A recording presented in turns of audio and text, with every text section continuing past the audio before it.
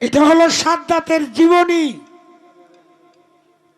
এটা কি সহিহ হাদিস যে বুখারী শরীফ, তিরমিজি শরীফ, আবু দাউদ শরীফ, মেসকাত শরীফ যে এইটার মধ্যে এর নাম আছে আমার এইটার কথা কোন লাগবো? এটা হলো সাদ্দাতের জীবনীর মধ্যে পাওয়া গেছে। হাদিসটাই হইল সাদ্দাতের জীবনী, দলিলটাই সাদ্দাতের জীবনী। তুমি কইছো কলজা কাউনের কথা, পরে আমি বলছি যে আমার কলজা মমতাজও কাইতে চাইছি। এখন কয় কয় মমতাজের বায়না আছি না তো, আপনি বলে বলে চলে 8টা গাইছেন, বলে চলে একটা গাইতাম করে 42টা বায়না গাইছি মমতাজের সাথে। তুমি এই সময় হইছো কিনা এটা সন্দেহ। মমতাজের বাড়িতে তো গেলাম 2-3 বার। এটার প্রমাণ তো সে নিজেই। এখন আমি তার বাড়ি দাও গিয়ে আঙ্গিনা দিয়ে যাই পারতাম না। এটা কি দে আইলা আমারে তুমি? এটা কি দে আইলা, কি বুঝাইলা? তুমি জানো কিছু মমতাজ আর আমার সম্পর্কে? যেটা জানো না এইটা লইয়া কথা কইও না। এই যে তুমি নামটি কইলা, এটার কোরআনের কত নাম্বার আয়াতে, কত পৃষ্ঠায় এই নামগুলি, এটা কি তুমি কইতে পারবা? কইতে তো ফালছো।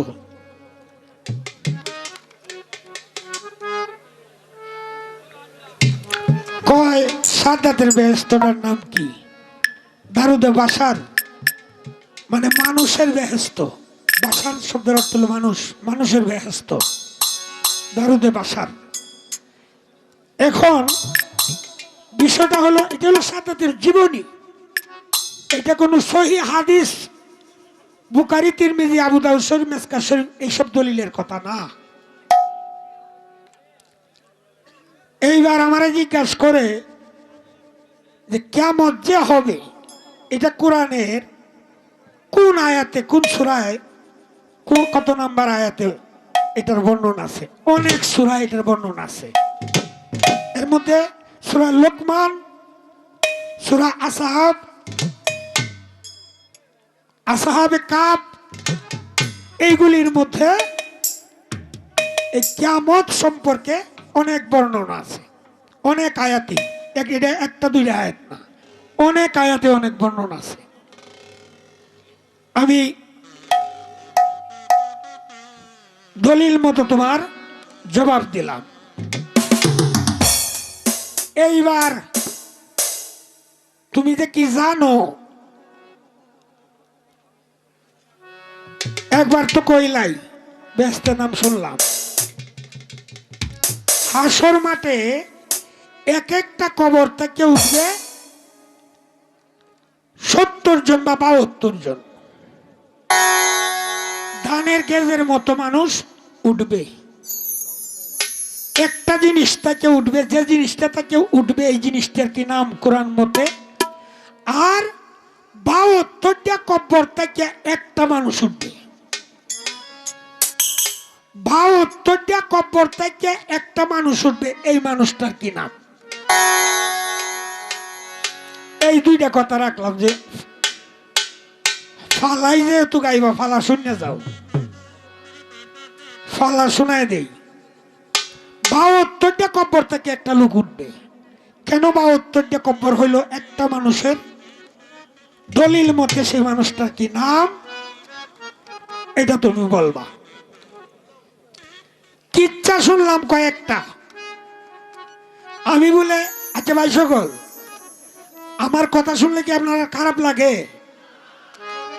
হে যে কইতাছে আমি খুব কড়া ভাষায় কথা কইতাছি, আমি খুব রুক্ষ কথা কইতাছি, না আমি মেলুক না দেখিয়া মেশিনটা হেডে হইলে আমার ঠিক আছে নাকি?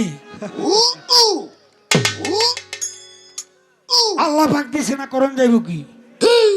দোষ থাকলে আল্লাহর আছে। আমি করা কথা কইছি, কোন মানুষ তোমার কাছে বিচার দিছে? কোন মানুষ বলছে যে সালাম ভাইয়ের কথা রুক্ষ কথা হইতেছে না এত আগায়া কথা কো যে কথার কোনো আগুরি বিষয় হওয়া যাইতো না, এটার কারণটা কি? একটা উপমা দেই, কিচ্ছা তো হ্যাঁ কইছে আমিও কইতাছি। এই কিচ্ছার পরে আর একটা কিচ্ছা কই যে কালি জীবনে দেখতাম। এক বেটা মরিচকে তো আগদ বইছে, আগদ বইছে এই আগদাও বইছে ঘুরায় ঘুরায় মরিচও তুলতাছে, আগদাও আছে আবার ঘুরে ঘুরিয়া মরিচও তুলতাছে। পুলিশ যায় কেতে রাইলে দেয়া লাইট মারিয়া দেহে যে এটার সামনে মরিচ হতো নি। কয় তুই এনে কিতা করস? কয় একদম বসি কয় সামনে মরিচের যে এত বড় তুপ, এটার কারণটা কি? কয় সার আগদাও আছি আর বর্তা সত্তা খাইতাম দিলাম মরিচও তুলে আলতাছি আগাডার সাথে সাথে। কয় মরিচ চুরের বাচ্চা, চল থানাত নেব। এইটারে থানাত নিছে। কয় একটা মরিচ তুলতে এটার খেলা যায় আনতো, তো এটার থানাত নিছে। 2-3 দিন রাখছে, কেউ আনতো যায় না, এটার আনতো আর কেউ যায় না। তো ওসি সাহেব চিন্তা করছে যা এটার সাইডে দেব। এখন স্যার বোঝে একটা কারণ তো থাকতে হবে। এটারে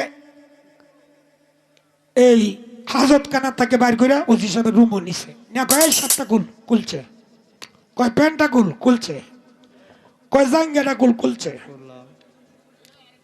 তো এই নিচে তো একটা চুল টান দিয়া সিঁড়ে রাখতে দিছে।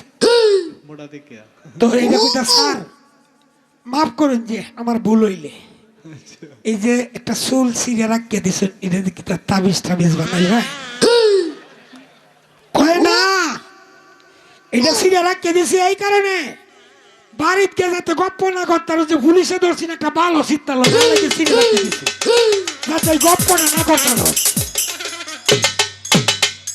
যদি পারো এটা রাখিয়ে দিও। কিচ্ছা তো তুমিও কইছো আর আমিও কইছি। এই কিচ্ছাটার পিছনে আর একটা কিচ্ছা কইও গেলি শুনতাম। কিচ্ছাকারে কয় শোনায় দিলাম। আরো বুলেটিন কিচ্ছা আছে আমার কাছে, এইটার খবর আছে। তোমার সাথে কি কইয়া